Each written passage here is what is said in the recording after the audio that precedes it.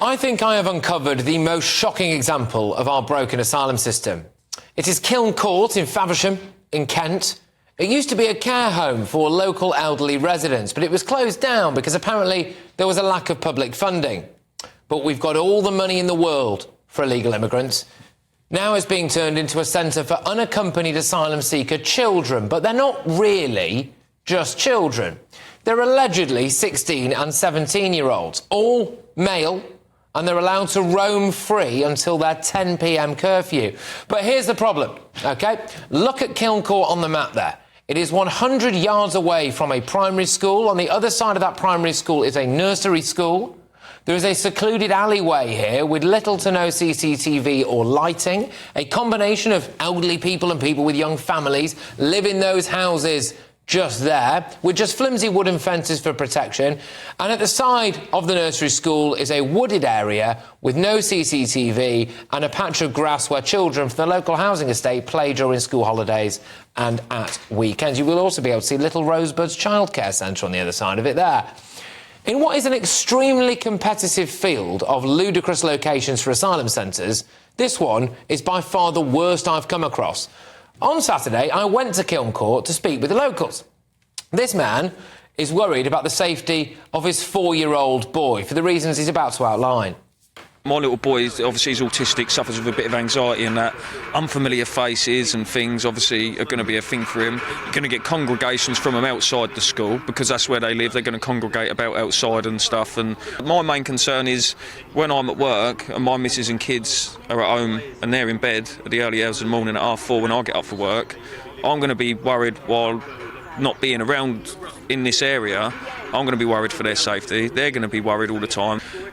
Not knowing these people, where they're from, why they're here, it's morally wrong in the way they're housing them in these built-up areas, like around schools, around like communities with small children. A secluded alleyway is used as a cut-through for mums and their young children. It leads straight to the nursery school and some woodland. I spoke to Julie, whose house actually backs on to this alleyway. I don't think CCTV would help because there's no police presence in the town, so what would you actually do? And it's mums and dads bring their children, but that's every day. You know, I mean, it's not safe. It's not safe for them to be walking up and down here. I mean, we get enough trouble in this alleyway as it is with kids and youths chucking things over the fence and everything, and the fact that they're going to be literally round the corner and be allowed out to 10 o'clock at night. It's just a worry about what's going to actually happen. I mean, I used to actually work in Kiln Court for social services for Kent County Council, and it was a thriving community for 30 residents from Faversham. I think the community of Faversham is going to suffer, basically. And the town is going to change, and I don't think that's fair on any of us that have lived here nearly all our lives. Yeah, fair enough. The alleyway leads into some woodland and then onto a playing field.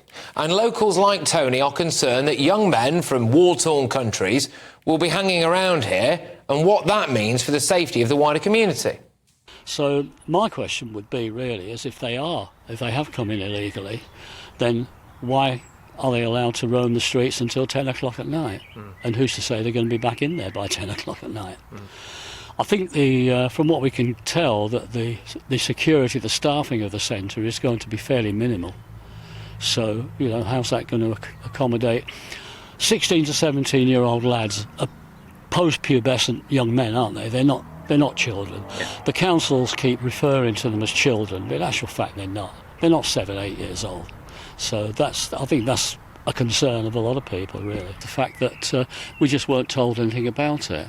The council, that's the county council, first of all, allegedly have sent letters out, which I'm sure they have, but I don't know anybody that's had one.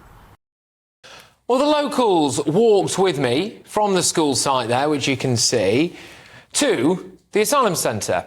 And it's like 100 yards, all right? It's probably less than 100 yards, actually. And that soon-to-be asylum centre used to be the care home for the local elderly people.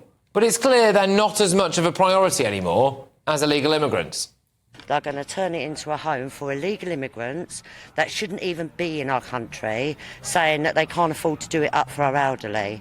I'm sorry, our elderly come first.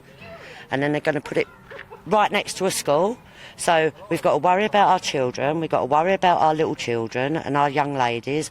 Not only that, we've got to worry about our elderly in the community that have lived here all their lives, and all the money is going to illegals that really should be tagged when they come in the country. They're illegally in the country, put a tag on them, and then we know where they are and what they're up to. Yeah, but apparently, if these asylum seekers abscond, look, don't worry, OK? Just don't worry at all, because they'll be reported to the police and a multi-agency response will track them down. There is a slight problem here. No one knew about this until United Reform put a leaflet through our doors. And no, it can't be allowed to go ahead. We've got to protect. We've got no police presence in Faversham. They closed down our police station and turned it into a museum.